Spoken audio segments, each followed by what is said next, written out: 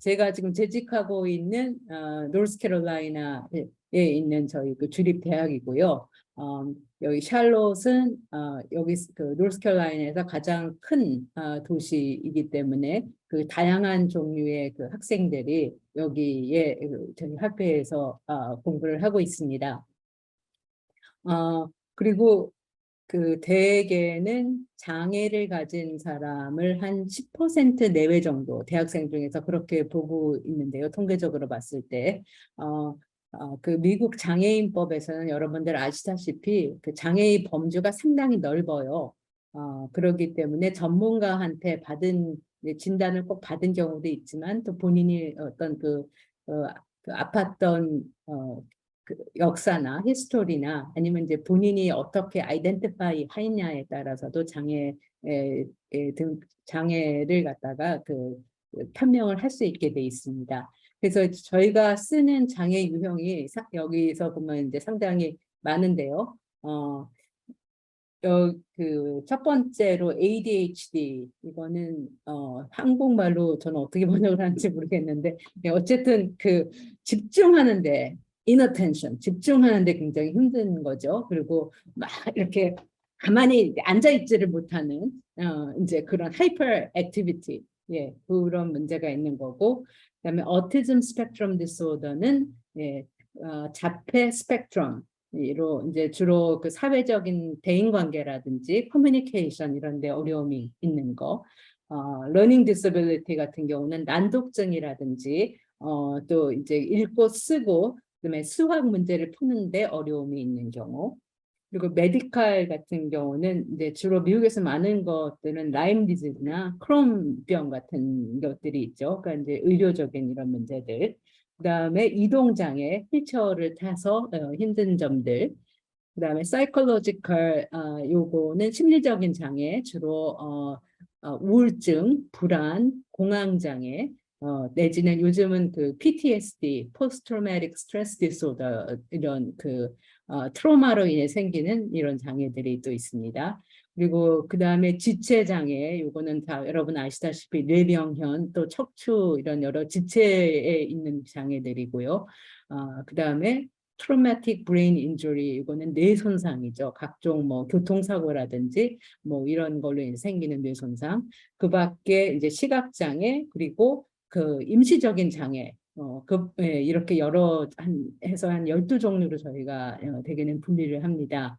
그러면 이제 저희가 이제 저희 장애 학생 센터에 등록이 된 학생들이 한 1000여 명 되는데 그 중에서 저희가 설문 인터뷰를 했을 때 그 응답한 학생이 지금 278명이에요. 그래서 그 학생들의 그 장애 분포를 곧 보여드릴 텐데 그 하기 전에 그냥 하나의 재미로 어떤 장애가 가장 많고 어떤 장애가 가장 적을지 그 장애 분포가 어떻게 될지 여러분들이 추측하시는 거를 지금 한번 책에다가 좀 써주시면 좋겠어요. 그러면 이제 임 선생님께서 한번 읽어주시고, 그 다음 이제 제가 실제적으로 저희한테 어떻게 결과가 나왔는지 보여드리도록 하겠습니다. 자유롭게 책에다가 한번 적어주세요. 어떤 장애가 가장 많을 것 같고, 어떤 장애가 가장 적을 것 같은지 어떻게 추측을 하세요?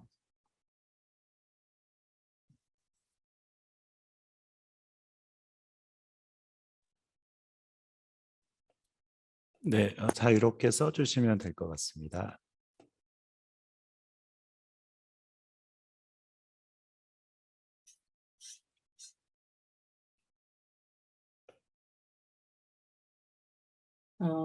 여기 미국에서는 이제 이렇게 하면 사람들이 막 이렇게 써서 챗 워터파일이라고 막 이렇게 폭포처럼 쏟아지는데 오늘 약간 좀 조용하신 것 같네요. 그냥 이거는 뭐 맞고 틀린 뭐 그런 게 아니니까 한번 어떠신지 어떻게 추측을 하시는지 한번 써주시고 제가 또 이렇게 보여드리면 좀 재미있지 않을까 해서 한번 그렇게 요청을 드려봅니다.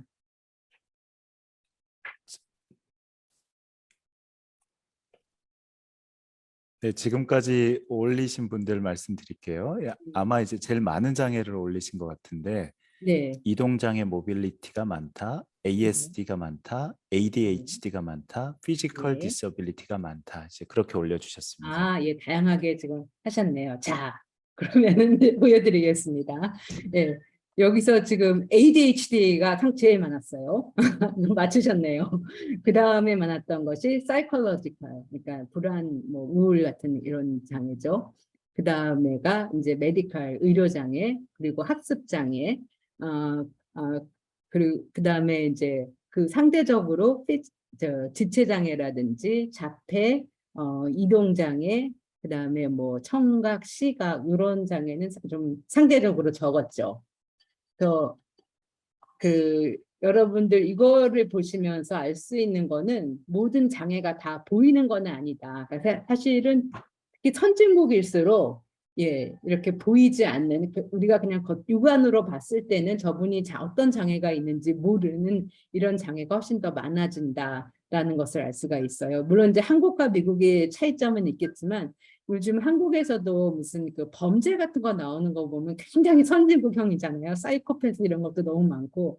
그래서 앞으로 저는 또 한국이 워낙 다이내믹하게 역동적으로 변하는 나라이기 때문에 앞으로는 이런 보이지 않는 invisible disability에 대한 관심이 좀 많아질 거라고 한번 예상을 해봅니다. 그다음에 이제 그 미국 학생들은 또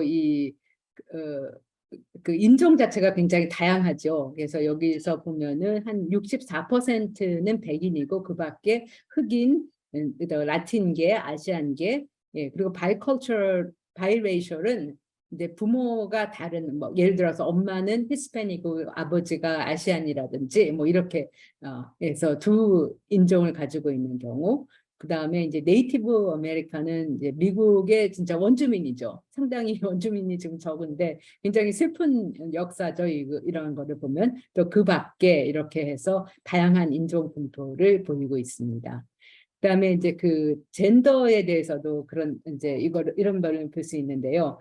여성이 가장 압도적으로 많죠. 아마 한국도 요즘은 대학생 중에 여성이 훨씬 이제 많은 걸로 알고 있는데, 그다음에 또 여기 보면 non-binary는 어떤 그 성을 이렇게 성으로 남성이나 여성으로 규정하지 않는 경우고, 트랜스젠더는 이제 성에서 바꾼 거죠. 남성에서 여성으로 내지는 여성에서 남성으로 바꾼 경우입니다.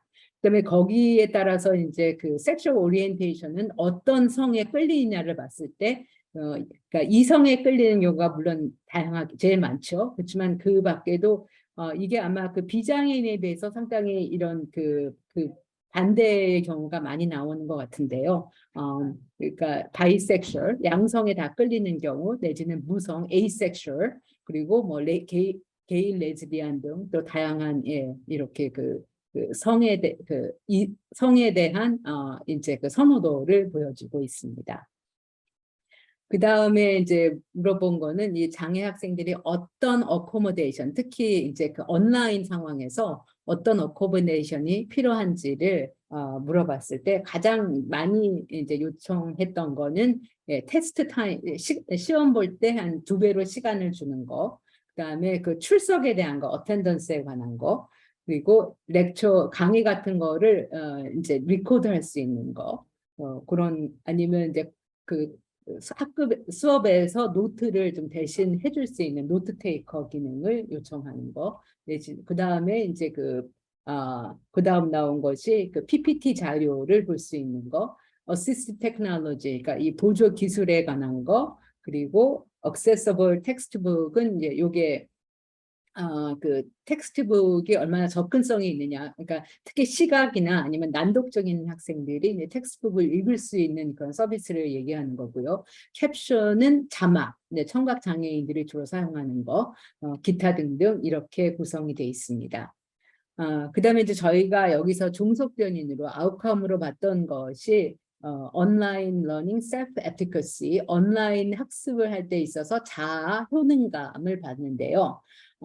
여기서 지금 가장 학생들이 높게 레이팅을 하는 것이 이제 이런 핸들 툴, 이런 기술적인 면을 다루는 거. 그러니까 여기 학생들이 소위 말하는 MZ 세대죠. 밀레니얼, 젠X 이런 젠 Z 세대이기 때문에 이런 그 테크놀로지에 대해서 전혀 문제가 없는 그런 그룹이기 때문에 이것이 높게 나온 것 같습니다.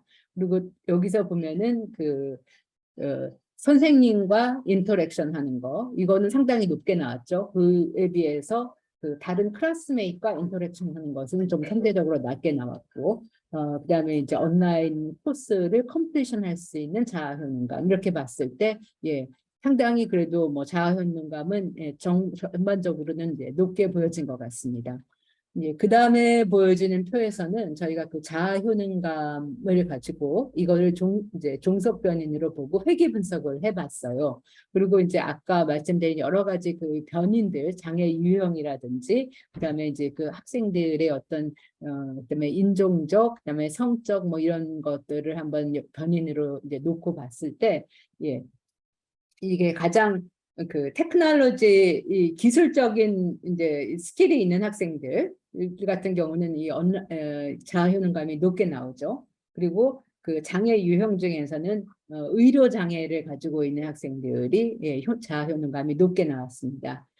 그에 반해서 이 face to face F2F는 face to face 대면 학습을 선호하는 학생들은 자아 효능감이 이제 낮게 이게 통계적으로 유의미하게 나오는 거고, 그다음에 그 여기서 그 바이섹슈얼, 에이섹슈얼은 아까 말씀드린 그 성적 선호도에서 양성이나 내지는 무성인 경우가 이런 학생들이 그 자아 효능감이 이제 여기 부호가 반대니까 떨어지는 것으로 나왔죠. 그다음에 아시안 학생들도 그렇고요. 그러니까 여기서 보면 어쨌든 바이섹슈얼, 에이섹슈얼, 에이시안들은 약간 그 성소수자 내지는 이제 인종적으로 소수자이기 때문에 그런 다른 그렇지 않은 사람들에 비해서는 효능감을 발휘하는 데 있어서 어려움을 느끼는 것으로 분석이 됐습니다.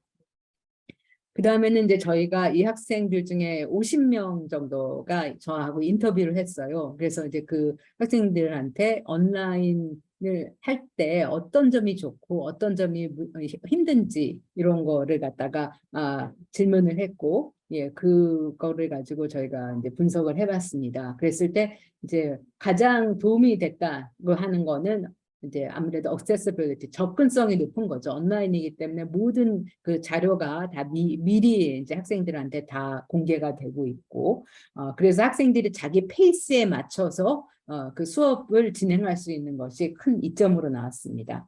그리고 이제 그 교수들 중에서 이 온라인 환경을 잘 이용해서 이제 그 어답테이션을 잘하는 경우, 이제 이런 경우가 온라인을 듣는 데 있어서, 온라인 수업을 듣는 데 있어서 굉장히 유리하게 나왔습니다. 그다음에 이제 accountability는 어쨌든 온라인이기 때문에 학생들이 자기가 주도권을 가지고 수업을 들여야 되니까 그 자기 책임감이라든가 이런 것이 강한 학생들이 온라인 수업이 굉장히 더 자기한테 유리하다 이렇게 많이 얘기를 했습니다. 그다음에 safety는 그러니까 안전하죠. 집에서 하니까. 그리고 이제 시간적으로 이렇게 통학하고 통근하고 시간을 엄청 줄여주니까 그것도 굉장히 좋은 점으로 나왔고요. 그다음에 이제 커뮤니케이션에 있어서는 질문이 있을 때 그거를 이메일로 빨리빨리 이제 교수들이 대답을 해주면은 그렇게 빨리 대답을 얻을 수 있는 거, 이런 것도 커뮤니케이션에서 장점으로 부각이 됐습니다. 그다음에 싱크로너스는 온라인 수업이 되게 뭐 그냥 시간이 제한이 없이 자기가 알아서 하는 경우 에이싱크로너스가 있고, 그다음에 뭐 월요일 날 9시 이렇게 딱 시간을 정하고 만나서 하는 경우가 있죠. 그게 이제 싱크로너스인데 그런 경우가 또 이제 되게 좋은 걸로, 그러니까 학생들이 이제 혼자 떨어져 있지만 또 이렇게 줌을 통해서 또 만날 수 있다는 거, 이런 거를 장점으로 이야기를 했습니다.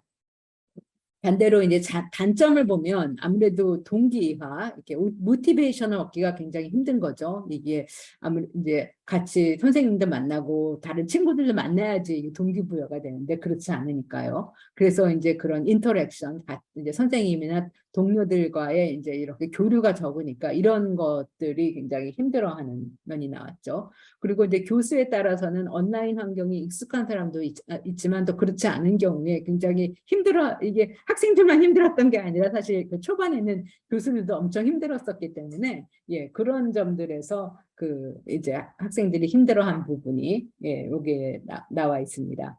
그다음에 이제 배우는 학습이란 차원에 있어서도 이게 집중하기가 힘들다. 그다음에 줌으로 오래 계속 보니까 이제 너무 피곤하다. 그리고 집에 있으니까 뭐 온갖 방해물들이 많잖아요. 하고 싶은 것도 많고 뭐 놀고 싶은 것도 많으니까 그런 디스트랙션이 너무 많다. 그다음에 스템 이게 그러니까 사이언스, 테크놀로지, 엔지니어링, 메디슨 그러니까 이공계 그쪽 학생들한테는 뭐 랩도 이제 가야 되고 그러는데 뭐 그런 수업하는데 굉장히 어려운 점이 많이 있었기 때문에 거기에 문제가 있었고요.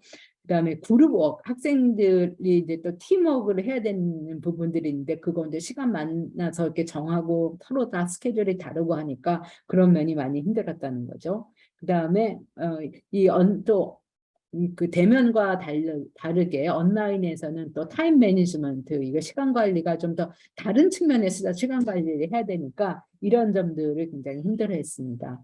반대로 좀 뭐 인터넷이 잘 끊긴다든지 와이파이가 약하다든지 이런 테크놀로지에 관련된 부분은 비교적 굉장히 적은 거죠.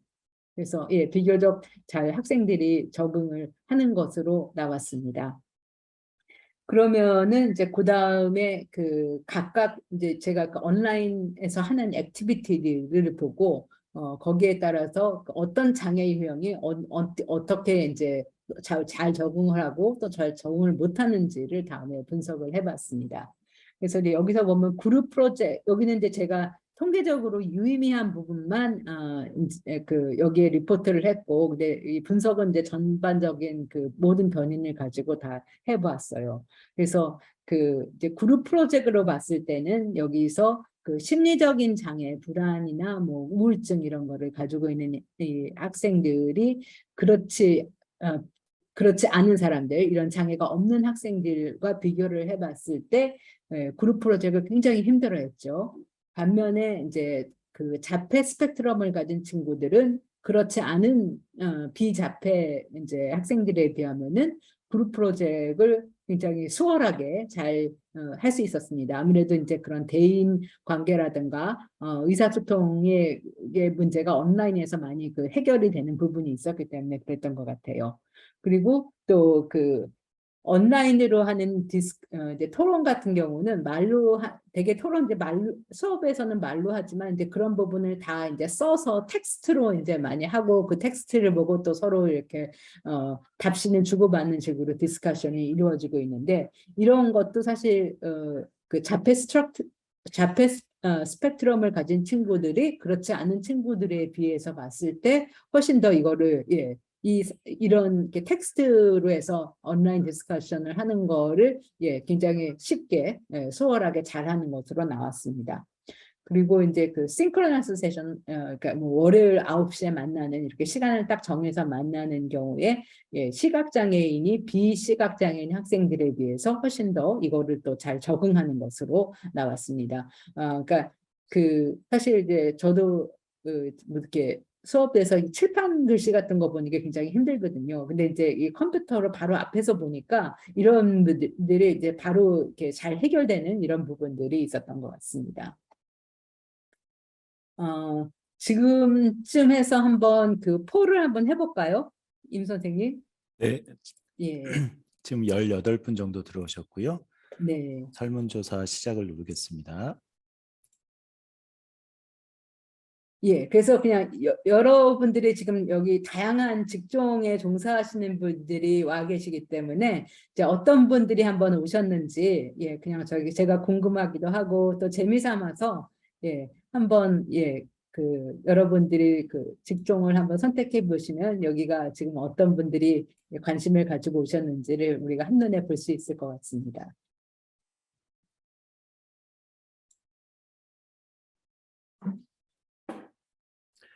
예, 지금 계속 올라가고 있고요. 이게 7분 답변하셨고요.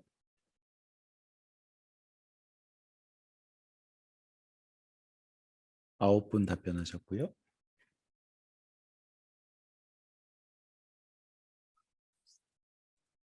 만약에 이 중에서 직종이 없으신 부분은 챗에다가 본인의 직종을 써주셨으면 좋겠습니다. 12분 답변하셨습니다.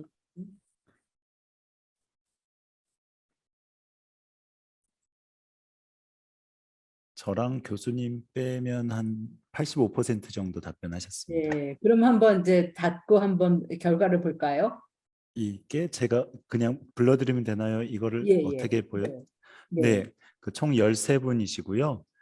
공학 5분, 보건학 1분, 물리치료 작업치료 등 치료 1분, 임상연구 3분, 의사 1분, 사회복지 1분, 행정 1분입니다. 예, 감사합니다. 아유, 역시 이 참 좋네요. 이렇게 다양한 직종에 계신 분들이 이렇게 한 자리에서 같이 예, 이야기할 수 있는 장이 있다는 게 참 좋은 것 같습니다. 예. 그 다음에 이제 제가 보여드릴 거는 아까 그 어코모데이션에 대해서 말씀을 드렸었는데, 그럼 장애 유형별로 어떤 어코모데이션을 학생들이 요청을 하고 또 그런 어코모데이션을 이제 받았는지 이제 이런 거를 보기 위해서 분석을 해봤습니다. 그래서 여기서는 지금 이제 그 시험 시간을 2배로 이제 하는 그런 거에 있어서 각 장애 유형별로 아까 12개 장애 유형별로 이제 여기 흰 그래프는 이제 그 테스트 타임 이제 그 시간을 더 이제 요청을 한 사람들이고 그다음에 이제 검은색으로 표시된 부분은 그 어코모데이션을 받지 않은 경우예요. 그래서 이제 여기서 선으로 표시한 거는 그 차이를 갖다가 여기서 표시를 한 건데 되게 이 시간 이렇게 받는 거는 비교적 이 어코모데이션은 모든 장애 유형에서 거의 받는 것으로 지금 보여지죠. 그러니까 약간 이 이동 장애라든지 의료 장애에서는 좀 떨어지는데 요거는 예 사실 그 장애에서는 그렇게 필요하지 않은 거니까 이해가 될 수 있을 것 같습니다. 그 다음에 이제 그 보조 기술에 있어서 봤을 때는 아무래도 여기에 그 비전 에서 제일 높게 나오는 것으로 나타났고 비교적 이거는 근데 좀 사용률이 좀 적은 것으로 전체적인 장애에서 이렇게 나왔네요. 그다음에 이제 출석에 대한 거로 봤을 때는 비교적 이런 이제 의료 장애나 아니면 이제 여기 그 임시적인 장애 뭐 이런 쪽에서 좀 높게 나왔죠. 지체 장애에서도. 근데 실제적으로 이 어텐던스가 이제 이 출석에 대한 어코모데이션이 필요한 사람들은 사실 여기 심리적인 장애, 불안이나 우울증인 학생들이 사실 이 뭐 그날 기분이 어떨지 모르기 때문에 예. 그러니까 그 예측을 할 수 없는 거잖아요. 그래서 사실 그런 거를 더 많이 받아야 되는데 오히려 그쪽에서는 좀 떨어지는 것으로. 그러니까 확실히 이게 보이지 않는 장애이기 때문에 훨씬 더 이런 이 어코모데이션을 받기 좀 어려운 것으로 이렇게 보여집니다. 그다음에 그 자막에서는 독보적으로 여기 그 청각에서 많이 이제 그 이 어코모데이션을 받는 것으로 지금 보여지고요. 그다음에 이제 클래스 노트 같은 거, 노트 테이커 해주는 거, 예, 그런 거를 봤을 때는 이제 전반적으로 이제 높게 나오는데 아무래도 여기 이동 장애나 이런 거 빼놓고는 예, 그래도 전반적으로 이쪽 그 학습 장애라든가 ADHD 이런 쪽에서는 그래도 많이 사용하는 것으로 나옵니다. 그 다음에 이제 이게 사실은 코로나 이후에는 그 강의 녹음하는 것들이 옛날에는 이걸 참 요청하기가 힘들었었는데 요즘은 이 줌을 통해서 녹음하는 기능이 굉장히 쉽게 나오기 때문에 예, 그런 면에서 이제 전반적으로 많이 사용이 되고 학생들이 또 여기에 따라서 많이 그 도움을 받게 되는 것 같습니다. 예. 그리고 이제 제가 그 다음으로 넘어가기 전에 한번 그 미국에는 있는데 한국에 없는 보조 기술이 어떤 게 있는지 한번 이제 소개를 해드리고 싶은데요. 그 특히 이제 줌에서 지금 저희가 말하는 것 같은 경우도 이게 지금 트랜스크라이브를 하면 이 자막으로 바로 뜨게 되거든요. 근데 이게 요즘은 그 AI가 많이 발달돼서 상당히 정확합니다. 물론 이제 100%, 100% 이렇게 다 정확하지는 않지만 그래도 예, 상당히 정확하게 그게 표기가 되고 있고요. 그래서 학생들도 이런 부분들을 굉장히 잘 사용을 할 수 있게 되어 있습니다. 그다음에 CART라고 이 Communication Access Real-Time Translation 서비스인데 요거는 지금 이 그림에서 보듯이 요 이렇게 화자가 말을 하면은 그게 이제 다 텍스트, 스피치 투 텍스트로 해서 이제 이 청각 장애인 있는 사람들이 컴퓨터 스크린을 통해서 그 사람이 말하는 거를 바로 리얼타임으로 알아들을 수 있는 그런 서비스입니다. 그 다음에 그 AI 스피커 물론 한국에도 뭐 누구야, 진이야 뭐 다양하게 있는데 이 사실 아마존 알렉사의 그 기능이 참 이게 대단해요. 이게 얘가 또 날로 진화를 하고 점점 그 머신러닝을 통해서 똑똑해지고 있기 때문에 그러니까 정말 그 생활에 굉장히 많은 도움을 주고 많은 정보를 이 알렉사를 통해서 얻게 되는 것 같습니다. 그다음에 이제 제가 또 많이 사용하는 서비스가 Learning Ally라는 서비스인데 여기는 텍스트북을 이렇게 읽어주는 그런 서비스예요. 그러니까 이 교과서를 이렇게 보내면은 여기서 읽어주는데 처음에 이제 제가 미국에 갔을 때 한 30년 전에는 이게 이름이 Recording for the Blind, 그러니까 맹인을 위해서 읽어주는 서비스였어요. 근데 이제 사실 이렇게 이 텍스트 읽어주는 서비스가 시각장애인뿐만 아니라 또 학습장애인, 난독증 있는 사람한테도 굉장히 도움이 되잖아요. 그래서 중간에 이름을 Recording for the Blind and Dyslexic으로 이름을 바꿨어요. 그리고 최근에는 이게 또 Learning Ally라고 해서 이제 어쨌든 이제 교과서를 읽는데 어려움이 있는 여러 장애 유형의 사람들이 이 서비스를 사용할 수 있도록 되어 있습니다.